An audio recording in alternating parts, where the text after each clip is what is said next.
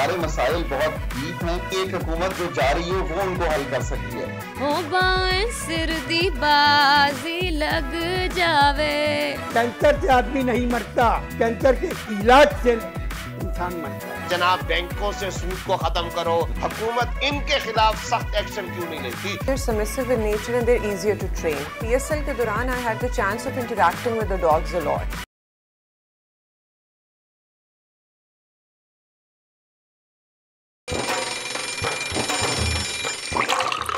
आजकल जिंदगी ही सुबह आउट ऑफ कंट्रोल है, दुनिया बोल है, तेरी दुनिया बोल।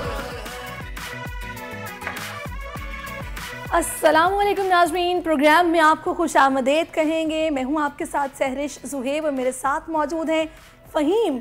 और जनाब आज जुमे का दिन है और ज़िलहज का आखिरी जुमा है। हम दोनों ने आज कोशिश की है कि शलवार कमीज़ का इंतखाब किया जाए। जी, मैंने अच्छे कलर की, हाँ। आपका भी कलर अच्छा है। हाँ जी, थैंक यू। कलर भी अच्छा है और देखिए नीयत भी अच्छी। कलर से बेहतर है नियत का अच्छा होना। और अच्छी अच्छी बातों से जब सुबह की शुरुआत हो रही है तो आइए आज आपके साथ आज की अच्छी बात जो है वो भी शेयर कर लेते हैं। सबसे पहले आज की अच्छी बात यह है नाजरीन कि इतने तल्ख ना बनो कि दुनिया तुम्हें छोड़ दे, ना इतने शीरी कि तुम उसका लुकमा बन जाओ, बल्कि म्याना रवि इख्तियार करो, इसी में बका है। और जहां तक मुमकिन हो खामोशी इख्तियार करो, क्योंकि बहसबाजी जाहिलों का शेवा है और खामोशी अक्लमंदों की पहचान। लेकिन जहां हक बात करने की जरूरत है वहां खामोशी कुफ्र में बदल जाती है। और अगर तल्ख भी बोलना पड़े तो बोलना चाहिए, बजाय इसके कि आप हक से हट कर बात करें। एनी हाउ ये नसीहत भी है, अच्छी बात भी है और इस पर जितना अमल किया जाए हमें ही नहीं आपको खुद को फायदा होगा। तो लिहाजा ये अपनी इस्लाह खुद करनी पड़ती है, अपने असूल खुद बनाने पड़ते हैं। आप अपने असूल बनाएंगे और उन पे डटे होंगे तो लोग उसको समझेंगे, वरना आपको हल्का लेंगे। आगे बढ़ेंगे और बात करेंगे बड़ी खबर की। वज़ीर आज़म शहबाज शरीफ का बयान, बड़ा बयान। अगस्त में इक़्तिदार निगरां हुकूमत के हवाले करने का ऐलान। सियासी इस्तेहकाम के साथ मईशत भी जल्द ट्रैक पर आने का इम्कान। IMF ने भी मोहर सख्त कर दी। आइंदा माली साल में महंगाई और बेरोजगारी में कमी की पेशगोई। और नाजरीन, ऑनलाइन कर्ज ऐप के खिलाफ एक्शन। दुनिया बोल है कि निशानदेही पर FIA जाग उठा। रावलपिंडी में बेरोजगार शख्स की खुदकुशी के मामले का नोटिस, मुताल्लिका ऐप्स के दफातर सील कर दिए गए। हिम्मत मर्दा मदद खुदा। ASP शहरबानू ने मिसाल को दुरुस्त कर दिखाया। खोजी कुत्तों के कत्ल का कानून खत्म कर दिखाया। इंसानियत की आला मिसाल और खिदमत के जज्बे से सरशार ASP से आज आपकी मुलाकात करवाएंगे। और कोई मुकाबला नहीं दूर तक, बल्कि बहुत दूर तक। टेकन के बादशाह सलान ऐश आज दुनिया बोल है के मेहमान होंगे। हाल ही में रियाद में टेकन 7 नेशंस कप का टाइटल जीतकर लौटे हैं। इनकी कामयाबी की कहानी सुनेंगे इन्हीं की जुबानी। जी, अरसलान ऐश से आज मुलाकात होगी। टेकन में इन्होंने धूम मचाई है, तो मुझे बड़ा मतलब तजस्सुस है, इंटरेस्ट है कि मैं पूछूं जनाब ये किस तरह गेमिंग में आपने इतना अबूर हासिल किया। एनी हाउ अब कुछ ट्विटर की बात करते हैं, जहां पर मैंने जैसे कि पहले भी आपको बताया माशाल्लाह से आज जुम्मे का दिन है, मुबारक दिन है और अपनी अपनी राय का इजहार ट्विटर पे किया जाता है। ट्वीट जो कि इस वक्त हमने देखा है टॉप ट्रेंड में है वो जुमा मुबारक है। आज ज़िलहज का आखिरी जुमा है, सोशल मीडिया पर जुमा मुबारक ट्रेंड कर रहा है। वैसे आने वाले जुमे इस्लामी साल यानी कि मुहर्रमुल हराम का पहला जुमा होगा और इस ट्रेंड में सारिफीन जुम्मे के दिन के नेक आमाल और फ़ज़ाइल पर ट्वीट्स कर रहे हैं ताकि अपने मुसलमान बहन भाइयों की रहनुमाई कर सकें, उन्हें बता सकें कि जुम्मे की ये फजीलत और ये अहमियत है, जितना फ़ायदा हो सके उठा लो। बिल्कुल, बहुत ज़रूरी है। और जुम्मतुल मुबारक आज इस साल का आखिरी जुम्मा भी जो है वो कंसिडर किया गया है। उम्मीद करते हैं कि हमारी दुआएं जो हैं वो आज के दिन अल्लाह तबारक व तआला की बारगाह में कबूल होंगी। और टॉप ट्रेंड के अंदर मियाँ शहबाज शरीफ भी शामिल हो चुके हैं। वज़ीर आज़म शहबाज शरीफ ने बड़ा ऐलान कर दिया है। कौम से खिताब के दौरान अगस्त में इक़्तिदार निगरां हुकूमत के हवाले करने का ऐलान कर दिया है। उन्होंने मजीद कहा, अपनी हुकूमत में सियासत नहीं बल्कि रियासत की हिफाजत की, मुल्क को मुआशी मुश्किलात से निकाला। ट्रेंड में अब तक हजारों सार्फिन ट्वीट्स कर चुके हैं। अच्छा, पता है अब इससे अब सारी वो चहमगोइयाँ दम तोड़ गई हैं। वो जो बिला वजह की बातें हो रही थी कि ये राजी नहीं है, वो राजी नहीं है और अभी कुछ पता नहीं है कब इलेक्शन होगा, लेकिन अब फाइनली पता चल चुका है कि केयर टेकअप सेटअप आने वाला है और चीज़ें अब इलेक्शन की तरफ जा रही हैं। तो ये थे वो तमाम ट्रेंड्स जिन पे हमने आपको अपडेट किया। अब आ जाते हैं जनाब असल मुद्दे पर, जो कि हर पाकिस्तानी का मुद्दा है। वो है जनाब महंगाई कब कम होगी, के साथ जो हमारे मामलात तय पाए हैं इसके समरात हमें कब और कैसे मिलेंगे। तो IMF से पाकिस्तान को मिलने वाली इमदाद के बाद आलमी इदारा ये सोच रहा है कि पाकिस्तान में महंगाई कम और बेरोज़गारी ख़त्म हो जाएगी, लेकिन ग्राउंड पर हकीकत यह है कि हुकूमत ने 40 दिनों में 3 बार इजाफा करते हुए बिजली के फ़ी यूनिट पर 4 रुपये बढ़ा दिए और मार्केट्स में नाजायज़ मुनाफाखोरी का ये आलम है कि जिस चीज़ पर नाजरीन एक बार पैसे बढ़ जाएं, ये मुमकिन ही नहीं कि पाकिस्तान में उसमें कमी आए या फिर से नीचे गिरे। बिल्कुल ऐसा ही है।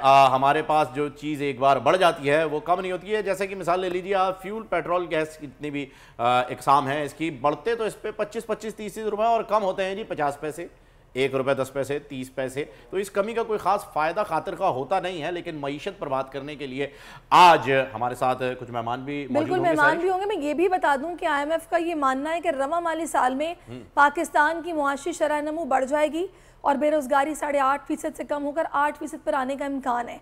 माली साल जो 2023 है इसमें पाकिस्तान में महंगाई की शरह 29.6% रही और माली साल 2022 में पाकिस्तान में महंगाई की शरह 12.1% थी।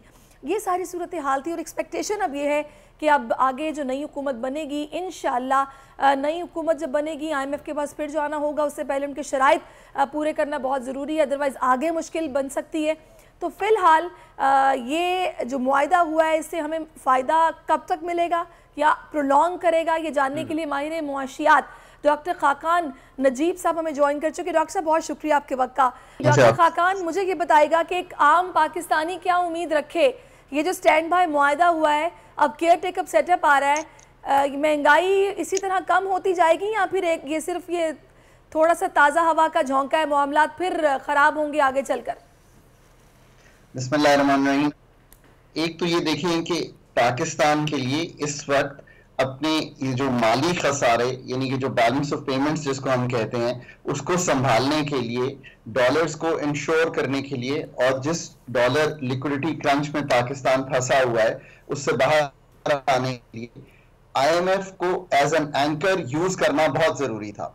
हमने 9th रिव्यू जो पिछला था, एक मिनट डॉक्टर साहब, थोड़ा सा मैं चाहूंगी कि इसके अंदर मैं ऐड कर दूं ताकि आपको भी आसानी हो। अभी कल ही हमारे वज़ीर-ए-आज़म की तरफ से एक बयान आया है कि अब हम केयर टेकअप सेटअप की तरफ जा रहे हैं, चीज़ें बेहतरी की तरफ जा रही हैं, तो सियासी इस्तेहकाम आ गया जिसकी वजह से अब मुआशी इस्तेहकाम की तरफ अब बढ़ रहे हैं, चीज़ें अब बेहतर हो रही हैं। ये इम्पैक्ट कर रहा है सियासी इस्तेहकाम? देखिए ना, IMF का माहिदा जो है या IMF के साथ हमें एक स्टैंड बाय अरेंजमेंट जिसे कहते हैं, ये एक निहायती ज़रूरी जुज़ है किसी भी माशी इस्तेहकाम का इस वक्त मुल्क में। मैक्रो इकोनॉमिक स्टेबिलिटी जिसको हम कहते हैं, उसके लिए पाकिस्तान को इस वक्त IMF को एज एन एंकर साथ रखना ज़रूरी था। आप सिर्फ यूं देखिए कि पाकिस्तान के ज़र मुबादला के ज़खायर 4.4 अरब डॉलर के करीब खड़े हुए थे जब IMF का माहिदा नहीं हुआ था। जैसे ही SLA जिसको हम स्टाफ लेवल एग्रीमेंट कहते हैं और फिर बोर्ड हुआ, पाकिस्तान के ज़खायर हैव लिटरली डबल्ड। अब इस वक्त हम 8.5 अरब डॉलर के करीब चले गए हैं। सऊदी पैसे भी आ गए, UAE के पैसे भी आ गए। इन द शॉर्ट रन तो हमें एक अपने डॉलर लिक्विडिटी क्रंच से निकलना है। हमने अपने ये जो खसारे हैं इनको संभालने की कोशिश करनी है। इसको किए बगैर पाकिस्तान ये अगले 9 माह जो है जिसकी आप जिक्र कर रही हैं, जो पॉलिटिकल चेंज आने वाला है, यानी कि हम एक इलेक्शन साइकिल में जाने वाले हैं, इसको पूरा करना पाकिस्तान के लिए मुश्किल हो जाता। और पाकिस्तान की जो सारी मार्केट्स थी वो एक डिफॉल्ट को अपने जहन में रखकर ट्रेड कर रही थी। अच्छा खान साहब, अभी तो देखें, अभी माहौल अभी चेंज नहीं हुआ है। अगस्त की डेट दी गई है कि अगस्त में जो है वो केयर टेकर सेटअप जो है वो आ जाएगा और अभी भी काफी वक्त बाकी है अगस्त आने में। तो क्या ये जो सिचुएशन अभी डेवलप हो रही है ये उस वक्त तक भी बरकरार रहने दिखाई दे रही है आपको? देखिए, अभी तो हम चूंकि स्टेट बैंक के रिजर्व्स को बिल्ड कर रहे होंगे और अपने जो बजट के अहदाफ हैं उनको उस फ्रेमवर्क के मुताबिक चला रहे होंगे जो हमने IMF से भी तय किए हैं और जो हमने बजट में रखे हैं। इसी तरह हम कुछ एनर्जी की कीमतें जो हैं वो तब्दील कर रहे होंगे। ये सारा कुछ लोगों पर तो आसान नहीं होगा, इसलिए कि नए टैक्सेस का इजरा भी हुआ है, एनर्जी की प्राइसेस में भी तब्दीली होनी है, पर ऑन दी अदर हैंड आपको थोड़ी सी तकवीयत इस तरह मिलेगी कि इन द शॉर्ट रन अगर आपके डॉलर्स आएंगे तो जो आपकी सप्लाई साइड है वो बेहतर हो जाएगी। अगर सप्लाई साइड बेहतर होगी और डॉलर आने से आपकी इवन जो फॉरेन एक्सचेंज मार्केट एक ही तरफ चल रही थी कि यानी कि वीकनेस आ रही थी, उसको भी तकवीयत मिलेगी, तो इंपोर्टेड इन्फ्लेशन थोड़ी सी कम होगी। But overall in the short run ये सिर्फ एक थोड़ी सी स्टेबिलिटी आपको दिखाई देगी। ऐसा नहीं है कि पाकिस्तान के जो कलीदी मसाइल हैं वो कोई हल हो जाएंगे, ना ही वो अगले 3 से 4 या 6 या 8 माह में एक केयर टेकर सेटअप हल कर सकता है, ना ही एक हुकूमत जो जा रही हो वो उनको हल कर सकती है। हमारे मसाइल बहुत डीप हैं, ये हमें एक थोड़ा सा आप इसे कहेंगे साई ऑफ रिलीफ या ये वो वक्त फराहम करता है, ये एक ब्रीदर देता है कि आपके 6 से 8 माह गुजार सकते हैं। ये कहिए, बिल्कुल आपने सही कहा कि 6 से 8 माह गुजार सकते हैं, लेकिन कभी भी IMF ये नहीं कहता कि बिजली के रेट बढ़ा दो या फिर अजाफी टैक्स लगा दो। IMF जब भी बात करता है वो इस्लाहात की बात करता है, ये आपने भी देखा होगा, हमने भी यही सुना है। जब तक हम इस्लाहात की तरफ नहीं जाएंगे, जो भी तब्दीली आ जाए हमें वो वक्ती तौर पर ही महसूस होगी। तो ये इस्लाहात की तरफ जाना कब और कैसे ज़रूरी है, कुछ इस पर रोशनी डालिए। तो ज़रा इसको इस तरह समझिए कि इस्लाहात जो हैं हमें पॉलिसी लेवल पर तो आसान है करना, और Pakistan I think policy level पर अपनी इस्लाहात कर चुका है। पॉलिसी से मतलब है कि हमने अपने एक्सचेंज रेट को थोड़ा सा मार्केट बेस्ड किया, हमने कीमतें तब्दील की, हमने कुछ पॉलिसीज लगाकर टैक्सेस तब्दील किए। अब हमारी जितनी भी इस्लाहात हैं वो एक्चुअली बहुत मुश्किल इसलिए दिखाई देती हैं कि वो स्ट्रक्चरल इन नेचर है, यानी कि स्ट्रक्चर चेंज करना है। यानी कि PIA सरकार ने नहीं चलानी, प्राइवेटाइज होनी है। डिस्को सरकार ने नहीं चलाने, प्राइवेटाइज होने हैं। जो हमारा बिजनेसेस हैं उनको एक डीरेगुलेटेड लिबरलाइज्ड एनवायरनमेंट देनी है ताकि वो पनप सकें। हमने जो टैक्सेस हैं उनको उन्हीं पर नहीं लगाना, उनको ब्रॉडन करना है, यानी कि नए टैक्स पेयर में जाना है, रियल एस्टेट में जाना है, रिटेल में जाना है, इनहेरिटेंस टैक्स लगाना है।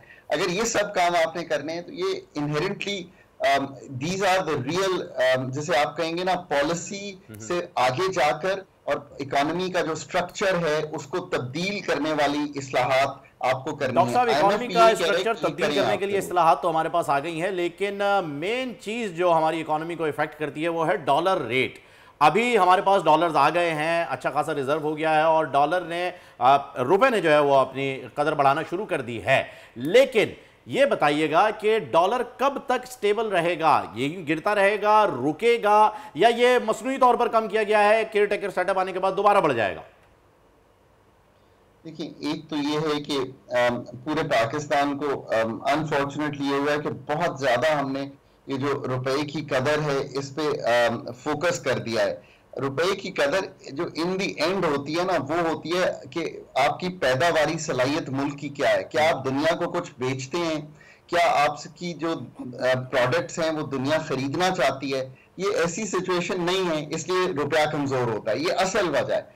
In the short run of course ऐसा होता है कि मैं और आप चूंकि ये फील कर रहे हैं, और इस वक्त पाकिस्तान के बहुत से लोग ये फील कर रहे हैं कि यार रुपए की कदर वीक हो जानी है, प्रॉपर्टी भी नहीं एक अच्छा रिटर्न दे रही, तो हम अपने पैसे जो हैं वो डॉलरों में रखते हैं। हमें एक्चुअल में अगर अपने रुपए की कदर को ठीक करना है, अगर इंपोर्टेड इन्फ्लेशन से छुटकारा पाना है, तो मुल्क में पैदावारी सलाहियत को बेहतर करना है, एग्रीकल्चर में भी, मैन्युफैक्चरिंग में भी एफिशिएंसीज लानी है, स्टेट के जो लॉसेस हैं उनको कम करना है। फिर अगर आप रुपए की कदर को देखेंगे तो वो आपको एक डिफरेंट नहज पर नजर आएगी। पर ये एक मुश्किल काम है जो मुल्क करने का मुतहम्मिल तभी होगा जब हम एक कॉम्पिटेंस बिल्ड करेंगे। अनफॉर्चुनेटली ना हम वो कॉम्पिटेंस बिल्ड करते हैं, ना ही हम ये मुश्किल काम करने के काबिल होते हैं। आई थिंक ये है लार्जली पाकिस्तान की इस वक्त सिचुएशन।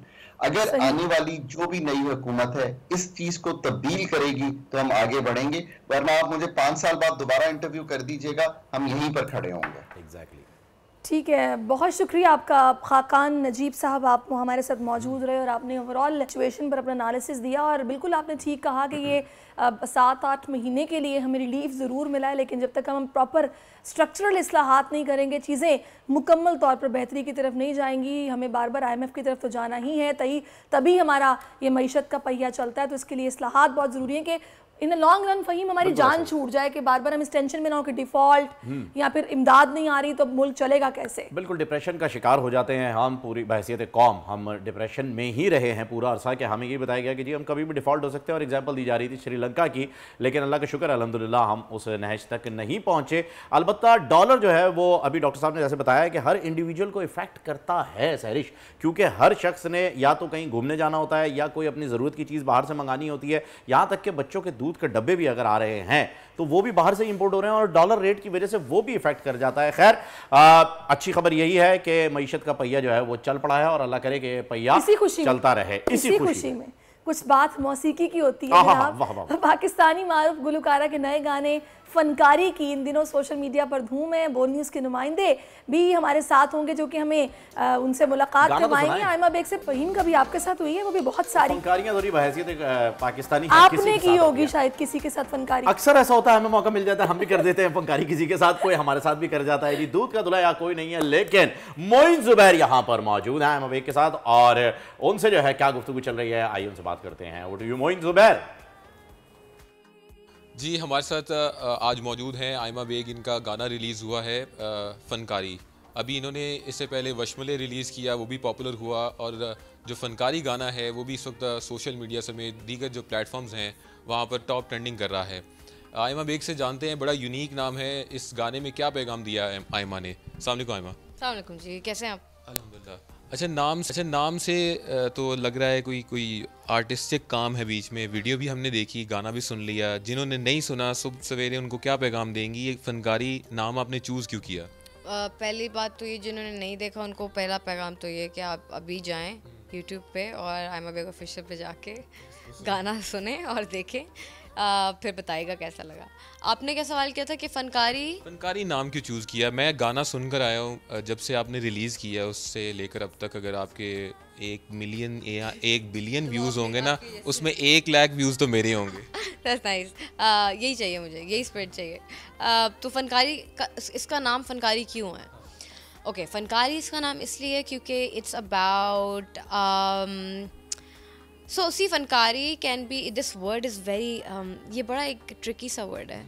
इसके जो इट डज हैव मतलब इसके सिनोनिम बहुत ज़्यादा है इसके, ठीक है। फनकारी, एक फ़नकार होता है जो ड्रॉ करने वाला होता है, एक फ़नकार होता है जो वैसे आर्टिस्ट होता है, एक फ़नकार होता है जो प्लेयर होता है।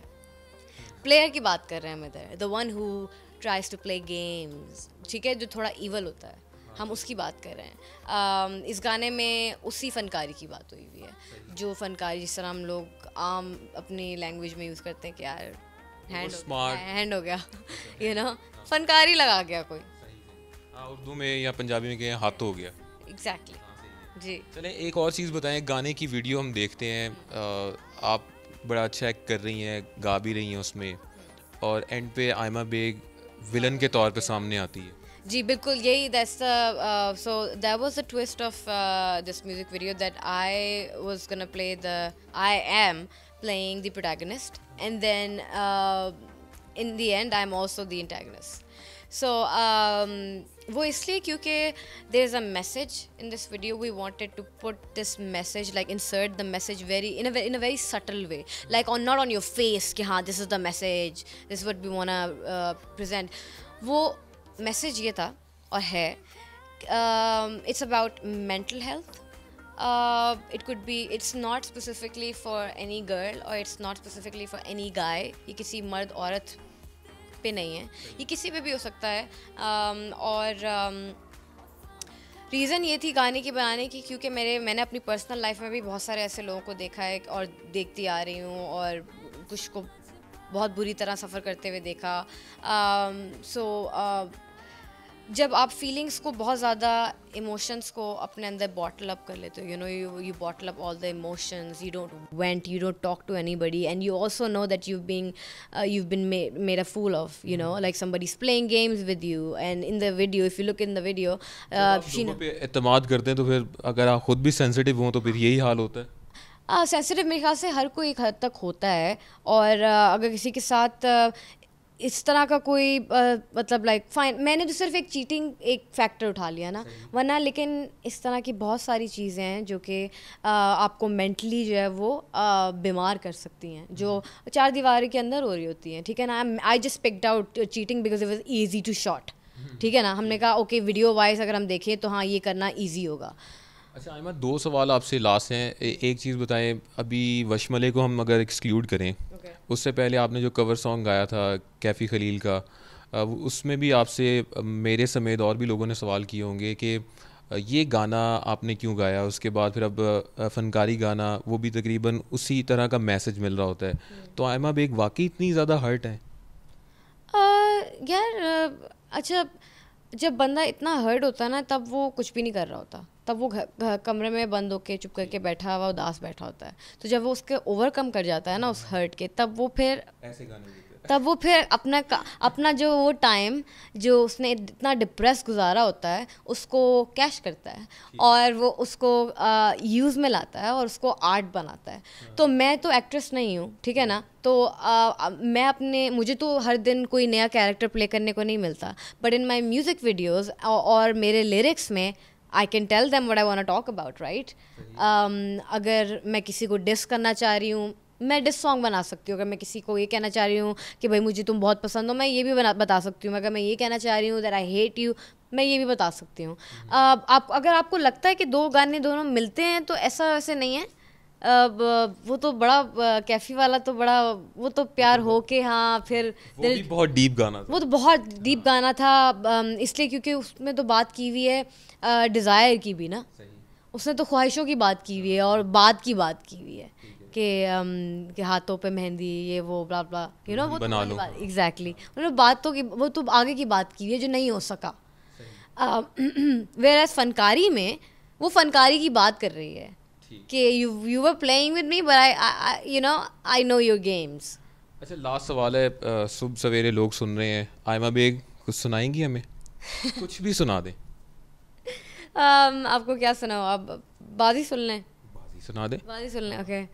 सातू ढोल मनावना है, सातू यार मनावना है, भावें सिर दी बाजी लग जावे, हो भावें सिर दी बाजी लग जावे। ज़बरदस्त, थैंक यू सो मच। और आइमा बेग का ये पहला सोलो गीत है। 6 साल करियर में इन्होंने पहली बार सोलो सॉन्ग जो है वो रिलीज़ किया है। तो आप तमाम लोगों ने बाजी गाना सुन लिया, लेकिन अब यूट्यूब पे जाके इनका जो गाना रिलीज़ हुआ है फनकारी, वो तमाम लोग जाकर ज़रूर सुनिएगा। और उम्मीद करते हैं कि जिस तरह आइमा बेग को आप प्रीवियस गानों में उनके पसंद करते रहे, ये गाना भी लोग उनका बिल्कुल पसंद करेंगे। Thank you so much. ये जनाब आपने सुना, बाकायदा पूरी स्टोरी जनाब बनाई गई है जो कि इस गाने की वीडियो में शूट की गई है, और क्या लुक्स है इसमें आइमा। वाकई जी वीडियोग्राफी बहुत ही ज़बरदस्त लग रही है और मुझे 1-2 शॉट जो हैं वो टाइम स्क्वायर से मिलते जुलते लग रहे हैं। न्यूयॉर्क के, हाँ न्यूयॉर्क के कुछ लग रहे हैं। और जैसा कि आयमा ने बताया कि वो इस गाने में एक मैसेज भी देना चाह रही हैं और विलन का किरदार भी जो है वो अदा कर रही हैं, तो अच्छी बात है, लेट्स सी। और मोइन आपने 1 लाख व्यूज़ जो है वो उनके गाने को दे दिए हैं, that's great, that's the news for me. हाँ ये मोइन साहब आपकी न्यूज़ है हमारे लिए। चले जी, खैर मोइन का हम शुक्रिया अदा करते हैं। और क्या ख्याल है फ़हीम, ब्रेक ली जाए या फिर पहले कुछ सैलाब की सूरत हाल पे बात कर लेते हैं। बिल्कुल, पंजाब के दरियाओं का पानी किनारों से बाहर आ गया है। शनाब, रावी और सतलुज में पानी की सतह बुलंद हो गई है। दरियाए सतलुज गंडा सिंह वाला में अगले 24 से 48 घंटों में दरमियाने से ऊंचे दर्जे का सैलाब मुतवक्के है। पाक फौज रिलीफ ऑपरेशन में मसरूफ है। रेस्क्यू ऑपरेशन में अब तक हज़ारों अफराद को महफूज मकामात पर मुंतकिल कर दिया गया है और कई देहात हैं जो ज़ेरे आब आ गए हैं। इंसानों के साथ जानवरों को भी बचाने की कोशिश हो रही है। कसूर में सरहदी देहात मस्ते की है, इसके अलावा और भी हैं जिनके हवाले से कहा जा रहा है कि ज़मीनी राब्ता मुनक़ता हो गया। कई देहात ज़ेरे आब, तैयार फसलें तबाह हो चुकी हैं। इसी सूरत हाल पे हम मजीद बात करेंगे, लेकिन फिलहाल प्रोग्राम में वक्त हुआ है एक ब्रेक का। नाजरीन मिलते हैं एक छोटे से ब्रेक के बाद और फिर तफसीलात आपके साथ शेयर करेंगे। दुनिया बोल है मैं, कहीं जाइएगा नहीं। See you after very short break. आजकल जिंदगी ही सुबह आउट ऑफ कंट्रोल है, दुनिया बोल है, दुनिया बोल है। ब्रेक के बाद एक बार फिर से आपको खुशामदीद कहेंगे। और हम लोग बात कर रहे थे ब्रेक से पहले सैलाब की सूरत हाल पर। पंजाब के दरियाओं का पानी है, किनारों से मैंने बताया था बाहर आ गया है। क्या इस वक्त फैक्ट्स हैं, ऑन ग्राउंड रियलिटी क्या है, कि जानने के लिए लाहौर से इस वक्त हमें ज्वाइन किया हमारे नुमाइंदे ताबिश भट्ट ने। ताबिश, बताइएगा इदारे क्या बता रहे हैं, कितनी अलार्मिंग सिचुएशन है? देखिए, बिल्कुल DGPDMA की जानिब से कसूर में दरियाए सतलुज से मुंसलिक जो 15 देहात हैं वो ज़ेरे आब आ चुके हैं और वहाँ पर DGPDMA ने भी दौरा भी किया और जितने भी वहाँ पर सेहत के मामलात हैं और कहा यही जा रहा है कि जितने भी देहात जो हैं वो ज़ेरे आब आए हैं उनके बाद उनकी बहाली का सिलसिला जारी रखा जाएगा, क्योंकि जैसे ही सैलाब आता है या पानी आता है तो मुख्तलिफ जो मौजी मर्ज़ हैं वो जन्म लेते हैं। मैं इस वक्त PDMA के कंट्रोल रूम में मौजूद हूँ जो पूरे पंजाब को कंट्रोल कर रहा है। कैमरा मैन आपको दिखा सके तो तमाम स्टैटिस्टिक्स यहाँ पर मेंशन किए जाते हैं कि जो जो चीज़ें जहाँ पे तरबेला में कितने पानी की कैपेसिटी है, डिस्चार्ज कैपेसिटी लो मिड, मतलब तमाम चीज़ें जो है यहाँ पर PDMA लाहौर से कंट्रोल की जाती हैं। और जैसे ये कहा जा रहा था कि 1,83,000 क्यूसिक पानी जो है दरिया रावी में छोड़ा जाएगा इंडिया की जानिब से, लेकिन जो पंजाब वाटर इंडस कमीशन वाले होते हैं वो पूरा साल का स्केड्यूल देते हैं जिसमें बताया जाता है कि पूरे साल में कितने क्यूसिक पानी को छोड़ा जाता है। लेकिन अभी तक जो है कसूर के जो इलाका है उसके कुछ देहात जो हैं वो ज़ेरे आब आए हैं और DGPDMA की जानिब से वहाँ दौरा किया गया। वहाँ पर मुख्तलिफ कैंप्स लगाए गए हैं, जैसे लाइफ स्टॉक का है कि जो जिनके मवेशी हैं अगर उनको लॉस हुआ है तो वो, उसके अलावा महकमा सेहत की टीमें हैं, DDHOs वहाँ पर मौजूद हैं, अद्वियात उन्हें मुहैया की जा रही है और जो खाना है और जो जगह है वो भी प्रोवाइड की जा रही है पंजाब हुकूमत की जानिब से। और PDMA का काम यही है कि तमाम जो सूरत हाल है उसको पूरे पंजाब में देखना कि कहाँ पर पानी की जो सतह है वो बुलंद है, कहाँ लेवल उसका बराबर है। तो ये वो तमाम चीज़ें हैं और हम इस कंट्रोल रूम में मौजूद हैं जहाँ पर तमाम स्टैटिस्टिक्स को देखा जाता है कि आया कि यहाँ पर कितने जो देहात हैं वो ज़ेरे आब आ चुके हैं। फिर उन इलाकों में ज़रूर DGPDMA जो है वो दौरा भी करते हैं और बहाली का सिलसिला ज़ाहिर सी बात अभी कुछ टाइम लगेगा और उसके बाद उन्हें सेम मकामात पर जो है शिफ्ट कर जाएगा। पंजाब हुकूमत की जानिब से यही कहा गया है कि जो भी इलाके ज़ेरे आब आए हैं उन इलाकों को जो दोबारा जो है रेनोवेट किया जाएगा या उन जो शहरी थे जिनके घर जो है वो उसमें मलियामेट हुए उनको दोबारा जो है घर बना के दिए जाएंगे। लेकिन PDMA की जानिब से अलर्ट जो है वो जारी कर दिए जाते हैं। जी, बहुत बहुत शुक्रिया, आपने फ्लड की तमाम मालूमात जो है वो हम तक पहुंचाई। और अब अल्लाह करे कि जितना भी काम इस वक्त चल रहा है इनकी इस्लाह के लिए और तरक्की के लिए वो वक्त पर मुकम्मल हो जाए। नाजरीन, अब हम जो आपने मास्टर फ्रेम में देख लिया होगा, हमारे साथ एक गेस्ट भी मौजूद हैं, तो इस सेगमेंट में हम कुछ पुरानी यादें भी ताज़ा करेंगे कि सस्ता तरीका इलाज पर भी जो है वो बात की जाए। हमारी दादी और नानी घरेलू नुस्खों से बड़ी बड़ी बीमारियों का चुटकियों में इलाज कर देती थी, जिसे हम दादी माँ के टोटके या आजकल के दौर में फहीम हम लोग ये सोचते हैं कि ये बस बातें हैं, कुछ नहीं होने वाला, लेकिन नहीं, अभी भी कई ऐसे लोग मौजूद हैं जो कि डॉक्टर्स के पास नहीं जाते, जो सिर्फ हर्बल जितनी भी जड़ी बूटियां हैं या फिर घरेलू टोटकों से बिल्कुल ठीक रहते हैं। एग्जैक्टली ऐसा ही होता है और बहुत सारी बीमारियां उससे दुरुस्त भी हो जाती हैं, सही भी हो जाती हैं। अभी हमारे साथ डॉक्टर साहब मौजूद हैं, उनसे बात करने से पहले मैं ये भी बताते चलूं कि ऐसे बहुत से टोटके हैं जो मैं भी इस्तेमाल करता हूं और उससे सही भी हो जाता है। जैसे गले के लिए जो है वो आपने शहद और काली मिर्चों का इस्तेमाल कर लिया, पर मैं चाहूँगा कि हमारे साथ ये खुशनसीबी है कि आज डॉक्टर नसाका मौजूद हैं, पाकिस्तान के जाने माने इंटरनेशनली जो है पाकिस्तान का नाम रोशन कर चुके हैं हर्बलिस्ट। उनसे बात कर लेते हैं। डॉक्टर साहब अस्सलाम वालेकुम, वेलकम टू द शो। अरे डॉक्टर साहब, सबसे पहले तो मैं जानना चाहूँगा कि ये सस्ता और मौसर तरीका है इलाज का, आयुर्वेद जिसको जो है कहा जाता था पार्टीशन से पहले, और अब जो है वो हम इसे कहते हैं कि जी जड़ी बूटियों से इलाज होना मुमकिन है। क्योंकि आयुर्वेद हिंदी का लफ्ज़ है तो हम में से बहुत सारे लोग ये समझते हैं कि नहीं जी जिसमें हिंदी आ गई है वो तो हमारे लिए है ही नहीं। तो अब ज़रा इसकी थोड़ी सी जो है मैं चाहूँगा वजाहत आप करें। बहुत शुक्रिया आपका कि आपने मुझे अपने बोल्ड टीवी में बुलाया। मैं आप लोगों का बहुत शुक्रगुजार हूँ, बोल्ड टीवी का भी, कि लोगों को इसके बारे में थोड़ा सा आगाही हो। आपने कहा कि हिंदुस्तान पाकिस्तान बनने से पहले ये थी, ये नहीं, मेरे हुजूर अकरम सल्लल्लाहु अलैहि वसल्लम के ज़माने से जड़ी बूटी बोला करती थी, जड़ी बूटी बोला करती थी। मैं इस समझती दवा में हज़रत हकीम लुकमान ने उनकी दवा दी। तो आज की जड़ी बूटी नहीं है, जड़ी बूटी तो बहुत पहले की है। ये आज एलोपैथिक आया, इससे पहले क्या था? ये चीज़ जड़ी बूटियाँ ही थी और उससे इलाज कर रहे हैं और आज भी कर रहा हूँ मैं। तो ये उससे कैसा भी मर्ज हो जिसका दुनिया में इलाज नहीं है, हर्बल में उसका इलाज मौजूद है। सुभान अल्लाह, ये अल्लाह ताला की शान है कि कुदरती तौर पे। एक मिनट सर, मैं सिर्फ एक डॉक्टर साहब से, क्योंकि मैं मुझे बड़ी जुस्तरू हो रही है इसका जवाब जानने की। जैसे नेगलेरिया आजकल एक ऐसी बीमारी निकली हुई है जो कि जानलेवा मर्ज है, और ये नाक के जरिए आपके दिमाग में जाता है और दिमाग को खा जाता है ये कीड़ा। इसके लिए क्या इलाज मौजूद है? बहुत अच्छा सवाल किया, ये तो बहुत लोगों ने मुझसे पूछा है। इसके लिए एक आयुर्वेदिक में हम एक ड्रॉप बनाते हैं, उसको बॉईल करके उसको एक्सट्रैक्ट करके तेल में करके डालते हैं, सरसों के तेल में डालते हैं तो वो कीड़ा मर जाता है। कौन सी जड़ी बूटी है जिसका हाँ, तेल बनाते हैं? ये तिजारत हो जाएगी। अगर मैं बताऊंगा तो लोग तिजारत। आप तो सदके जारिया समझ के बता देना। नहीं, सदके जारिया नहीं, मैं तो सदके जारिया समझ के बताऊंगा, मगर लोग इससे तिजारत करते हैं, मैं इसलिए नहीं बताना चाहता। शायद किसी का भला भी हो जाए डॉक्टर साहब। मेरे पास तो है जड़ी बूटी, मैं तो दे रहा हूँ। अच्छा, आप चाह रहे हैं आपका ही भला हो?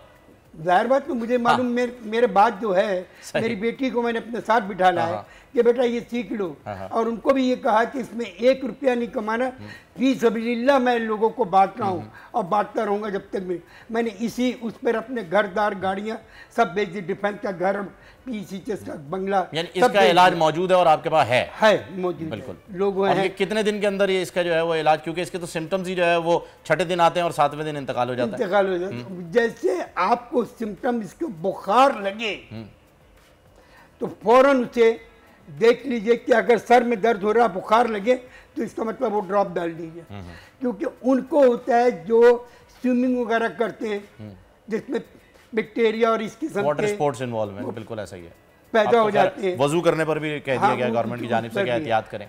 बिल्कुल एहतियात करना चाहिए। सही। सारिश आपका सवाल था? मेरा सवाल आपसे डॉक्टर साहब ये था कि क्या वजह है कि लोग अब ये जड़ी बूटियों के इलाज से दूर होते जा रहे हैं? ऑर्गेनिक चीज़ें यूज़ कर लेंगे खाने वाली, कि जनाब अंडा भी मिले तो ऑर्गेनिक मिले, और अगर सत्तू भी पी रहे हैं तो ऑर्गेनिक मिले, लेकिन दवाओं की जहाँ बात आएगी तो जनाब को ऐसा स्पेशलिस्ट होना चाहिए जो बिल्कुल हाई फाई हो, उसके पास जाएं और जो ट्रीटमेंट वो कहेगा 5000 की दवा देगा वो भी खाएंगे, लेकिन घर के नुस्खों से दूर रहेंगे। बिल्कुल सही कह रहे हैं, क्योंकि ये अभी एलोपैथिक अभी आया, 100 साल से ज़्यादा की इसकी उम्र नहीं है। बिल्कुल सही फरमाया। मेरी 96 है, 100 साल की ज़्यादा की उम्र नहीं है इसकी, मगर इतना छा गया है कि लोग उसी पर बिलीव करते हैं और एलोपैथिक पे जाते हैं और इसमें हर्बल को अवॉइड करते हैं। ये लोगों का है। हमारे पास भी आते तो मैं बोलता हूँ जब डॉक्टर दुनिया के जवाब दें, जब मेरे पास आ जाना, जब आपके डॉक्टर जिस पर आपको बिलीव है उनको जब जवाब दें, जब आप आए तो मेरे से। अच्छा डॉक्टर साहब, छोटे छोटे टोटके कुछ शेयर करें, आपका तजर्बा है, 96 साल अब अपनी उम्र बता रहे हैं, तो वो छोटी छोटी बीमारियां जो हमें होती हैं, कभी जोड़ों में दर्द हो गया, सर में दर्द, नज़ला, जुकाम, खांसी, बुखार, पेट दर्द, किडनी भी ऐड कर लीजिएगा किडनी, मतलब ये इनके कोई घरेलू टोटके हैं तो शेयर कीजिए ना। बिल्कुल। आप किस उससे पूछना चाहते हैं? आप पेट के दर्द के बारे में बात कर रहे हैं जी, ठीक है। आप ऐसे करिए, एक छोटी सी प्याज ले लीजिए, किसी किस्म का दर्द हो, बच्चियों को हो, बच्चे को हो, किसी किस्म का दर्द हो, ठीक है, उसको छोटी सी एक प्याज ले लीजिए, उसका अर्क निकालें, अर्क निकाल के तवे के ऊपर किसी स्टेनलेस स्टील के बर्तन में डाल दीजिए, अर्क को तवे के ऊपर गर्म कर दीजिए, जब वो गर्म हो जाए तो उसको उतार लें, जब ठंडा हो जाए तो शहद मिला के उसको चटा दीजिए और उसके बाद नीम गर्म पानी पिला दीजिए, पेट दर्द ठीक हो खत्म। जबरदस्त। और गला आजकल जो है वो बड़ा ये एक गला के तो आपने बताया, पहले ही बता दिया, शहद और काली मिर्च, ये सही है, ये मैं आपका कंफर्म कर लूं। ये इससे अंदाज लगता है कि आपकी फैमिली में इस किस्म के जाहिर सी बात है। अच्छा एक चीज़ मैंने और भी डॉक्टर साहब देखिए, खांसी का इलाज भी लोग घर में करते हैं कि अमरूद के वो पीसेस लेके उनको तवे पे गरम करते हैं और उसके ऊपर भी वो काली मिर्च कुछ डाल के खाते हैं, ये बिल्कुल ठीक है? ये भी बिल्कुल सही है, बिल्कुल सही है। अगर किसी को खांसी नहीं रुक रही है, सुन लीजिए, छोटी सी एक लौंग ले लीजिए, उसकी दुम में सुई लगा दीजिए, इसलिए पूरी लौंग जलना चाहिए, ले लीजिए, उसको माचिस की तीली से जलाइए, गैस से नहीं, माचिस की तीली जलाइए, जब वो जल जाए उसको बुझा के चूस लीजिए, उसी वक्त आपकी खांसी खत्म। अरे वाह, मतलब दांत के दर्द के साथ साथ लौंग में खांसी का भी इलाज मौजूद है, क्या बात है। अच्छा ये सुना गया है कि हल्दी जो है, हल्दी एक ऐसा प्रोडक्ट है जिसमें एंटी कैंसरस भी है, बिल्कुल है, बहुत सारी ऐसी बीमारियां हैं जिसे जड़ से जो है वो खत्म करती है, तो डेली अगर हम उसका यूज करें तो किस तरीके से इस्तेमाल की जा सकती है? इस्तेमाल का तरीका बताएं। बहुत अच्छा सवाल किया आपने। देखिए अगर हल्दी और नीम का पत्ता, एक नीम का पत्ता और एक चुटकी हल्दी अगर आपने पानी में बॉईल करके ले रहे हैं तो आपको कैंसर कभी भी नहीं होगा। ये एंटी कैंसर भी है एंड प्रिवेंशन ऑफ भी कैंसर है। अच्छा, कुछ लोग नीम के पत्ते बॉईल करके पानी पीते हैं वजन कम करने के लिए। नहीं, वजन कम का इतना नहीं है, ये ब्लड को साफ करता है, प्योरीफाई करता है। अच्छा, वो मेरे ख्याल में ऐसे वजन कम होता होगा गर्म पानी की वजह से, जैसे कहते हैं ना ग्रीन टी से वजन कम होता है, लेकिन अगर आप पहाड़ से खुद तोड़ के लाएं तो यही एक हल है इसका। लेकिन डॉक्टर साहब, अब मैं ये एक सवाल करना चाहूंगा, बड़ा इंपॉर्टेंट है। लोग एलोपैथी पर अपना ईमान ले आए हैं, कुल हर्बल के ऊपर से मिट चुके हैं। होम्योपैथी तो बेचारे वो कहते हैं जी ये तो मीठी गोलियां हैं, ना फायदा ना नुकसान, इसको तो छोड़ ही दो। बड़ा डॉक्टर, बड़ा अस्पताल और बड़े बड़े बिल जब तक नहीं आएंगे तब तक मुतमईन नहीं हो पा रहे हैं, इसकी क्या वजह है? और मरने के बाद भी उनकी बॉडी को नहीं देते जब तक पूरा पैसा रिकवर नहीं। एग्जैक्टली। मैं गवर्नमेंट से यही तो रिक्वेस्ट कर रहा हूँ कि बड़ी हॉस्पिटल जो मुर्दे को रख लेते हैं कि पैसा दें और लेके दें, इसको एग्जम्पशन मिलना चाहिए, उनको एग्जम्प्ट होना चाहिए। एक शख्स जो कि बेचारा कर्जे में ही मरा है, कर्जे की वजह से डिप्रेशन में आके मर गया, अब वो कहां से पैसे देगा, उसके घर वाले कहां से पैसे देंगे कि उन्हें अपने अजीज की लाश मिल जाए? लेकिन ये दूरी की वजह क्या है? क्या हम मिसहैंडल कर गए, या हमारे जो हर्बलिस्ट हैं उन्होंने अपने आप को इतना कमर्शलाइज कर लिया कि लोग ये कहने लगे कि यार इनका इलाज तो सालों तक कराते रहो, कोई फर्क ही नहीं पड़ रहा है? क्या ऐसे बहुत सारे हकीम मौजूद हैं? नहीं, ऐसा नहीं है। हर्बल में थोड़ा देर पा तो है, मगर ये परमानेंट इसका क्यों जड़ से इलाज, जड़ से है। आप एलोपैथिक में ये है कि आपने एक साइड का निकाला, केमो दिया, रेडिएशन दिया, ये कर दिया, उसके पास रिकरेंस क्यों हो जाता है? इसलिए होता है। अब आप इसकी वजह पूछे कि क्यों होता है, आपने वजह नहीं पूछा, क्यों होता? आप पूछे कि क्यों जब केमोथेरापी, रेडिएशन, सर्जरी कराने के बाद रिकरेंस फिर क्यों होता है, कैंसर फिर क्यों हो जाता है? तो इसका आपकी और मेरी बॉडी में पानी भी है और ब्लड भी है। हिरोशिमा में सेकंड वर्ल्ड वॉर में बम डाला गया, बिल्कुल जी। उस जमाने में दादा परदादा जो भी होगा उन्होंने इनहेल किया, तो हमारी बॉडी में पानी है और हमारी बॉडी में ब्लड भी है, उसमें डाइल्यूट हो गया, डिजॉल्व हो गया। अब बोलते हैं ना कि जो बच्चा हुआ ये मेरी नस्ल है, मेरी खून है, बोलते हैं, तो वो जनरेशन टू जनरेशन चल रहा है ये। तो आपने एक चीज को कर दिया, बता दिया, जला दिया कि भाई हमने कैंसर खत्म हो गया, मगर ब्लड में जो चला गया है उसको कौन निकालेगा? उसका क्या तरीकेकार है? किसी के पास इसका तरीकेकार नहीं है, मगर हर्बल में इसका तरीकेकार है और हम निकाल रहे हैं। जो लोगों को रेडिएशन हो गई है उनको भी हम निकाल रहे हैं। बहुत आसान सा तरीका है और पुराने जमाने का है, हम बता रहे हैं और हम कर रहे हैं। अच्छा, क्या तरीका क्या है वो? हाँ, तरीका आप बताएंगे, तिजारत हो जाएगी, उस पर तिजारत भी होगी, तिजारत हो जाएगी। अच्छा, ये तरीका भी आपने अपने तक महफूज कर लिया है।